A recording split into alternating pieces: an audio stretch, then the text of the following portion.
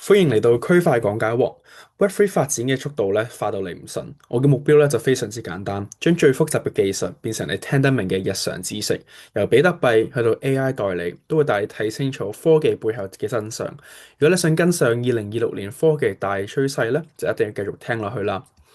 你有冇諗過你個 AI 助手唔止淨係識答你嘅問題，佢仲識背住你去揾錢呢？甚至去幫你交水電費。以前我哋講 AI 就係講緊 ChatGPT 點樣寫文啊，但去到2026年最火熱嘅概念就係 Agentic AI。簡單啲嚟講就係 AI 唔再係吹水，而係變成一個識得自己去決定、有自己嘅銀包，可以喺 Web3 世界幫你執行任務嘅數碼員工。點解連 Google、PayPal 各大 crypto 嘅巨頭都要搶住幫 AI 出銀包呢？呢個就係所謂嘅 Agentic AI Wallet，到底係點樣運作？今日咧，我哋就唔講炒幣，我哋拆解呢個足以改變未來10年商業模式嘅黑科技。首先，我哋要搞清楚一個概念：Bot 同 Agent 有咩分別呢？以前 Bot 咧就係比較死嘅，你叫佢做 A，佢就做 A。但係 Agentic AI 咧，佢係有目標導向嘅。例如你同佢講，幫我用最平嘅方法訂聽日去東京嘅機票，佢咧唔會淨係俾條 link 你，佢會自己去比較唔同嘅網站，揾 coupon，甚至幫你填表。但係佢要訂飛，佢就一定要有錢。呢個就係 Agentic AI Wallet 出現嘅原因。呢個銀包唔係俾人用，係俾 AI 自己控制嘅。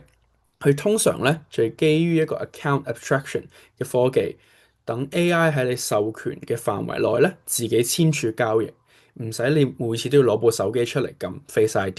咁呢樣嘢喺2026年嘅今日有咩用呢？我就舉3個例子。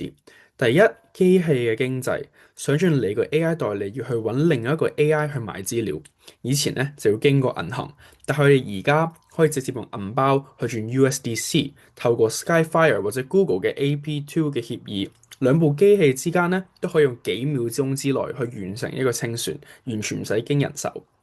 第二就自動化 DeFi 理財，以前你要日日睇住啲息走勢啊，而家你可以俾一個代理人錢包個 AI，同佢講，幫我將1000蚊嘅 USDC 放喺最安全、利息最高嘅地方，佢可以24小時幫你監控，一見到利息跌或者風險加咧，佢就可以自動幫你轉倉。第三就係 Agentic Shopping 啦。Google 咧喺2026年喺度推行緊一個 Universal Commerce Protocol，就係想幫你做到 search 嗰一陣，AI 可以直接幫你完成埋 checkout。你只要一開始授權一個金額嘅上限咧，個 AI 就可以幫你執行到底，買埋送到你去門口。你可能會問，咁點解我哋唔用信用卡啊，一定要用 crypto 嘅錢包呢？好簡單嘅原因就係信用卡唔係為 AI 去設計嘅。第一咧，佢嘅摩擦力太高啦。你試下叫 ChatGPT 去幫你過數，銀行就一定 send 個 OTP 驗證碼俾你，AI 根本就接唔到。第二咧就係手續費，AI 之間好多時候咧都係做緊幾毫子甚至幾仙嘅一個好細微嘅支付啦。但係傳統銀行嘅手續費咧就可能仲貴過件貨啦。第三就係編程性啦，區塊鏈上面嘅 stable coins 啦，我哋嘅一個穩定幣，本質上面就係一段 code 嚟嘅啫，其實可以同 AI 嘅邏輯完美去對接。所以2026年我哋見到嘅 AI 經濟圈底層嘅語言咧，全部都會係 Web3。呢個就係點解大家話 AI 同 crypto 咧就係天生一對。咁聽落去就好似好正啦，但係一定會驚，如果 AI 亂咁用我啲錢點算啊？喺2026年，我哋有一套新嘅標準就叫 KYA，Know Your Agent。以前咧，銀行要知道你係邊個，我哋叫 KYC 啦。但係而家銀包嘅協議驗證呢個 AI 係咪正當，我哋就會用到一啲比較 programmable 嘅 permission。你可以設定呢個 AI 每日開住都用100蚊，或者佢只可以喺特定嘅 allowance list 入邊去嘅網站度買嘢，仲有一個 social recovery。萬一 AI 就係出咗 bug 鎖死咗個銀包咧，你可以透過朋友或者另外一個啟動嘅掣咧去救翻啲錢。咁呢啲技術令到個銀包咧唔係就一開就全部開晒啦，而係一個保護機制嘅保險箱。咁當然，Agentic AI Wallet 仲有好多唔同嘅挑戰性。第一咧就係可能 prompt scam，例如有人誤導你嘅 AI 啊，或者 AI hallucinate 影響，咁佢可能咧就會買錯嘢或者轉錯錢。第二就係法律嘅責任。如果 AI 真係簽咗份合約，但係到最後出咗事咧，咁到底係寫 code 嗰個負責任啊，定係錢包持有人去負責咧？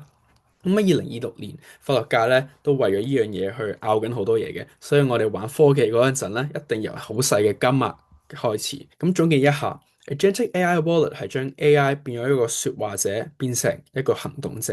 佢代表咗一個冇人可以干預、全自動運作嘅未來金融體系。你唔再係一個人喺度操作嘅銀包，而係背後一個管理緊嘅成隊 AI 員工幫你做嘢。呢個概念對你嚟講係個你覺得好方便啦，定係好驚呢？如果你可以俾到一個 AI 代理去幫你做一件事，你會想去幫你交雜費，定係自動投資收息呢？留言話俾我知你嘅睇法啦。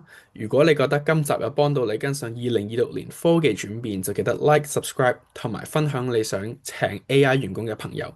大家好，我係區塊講解王。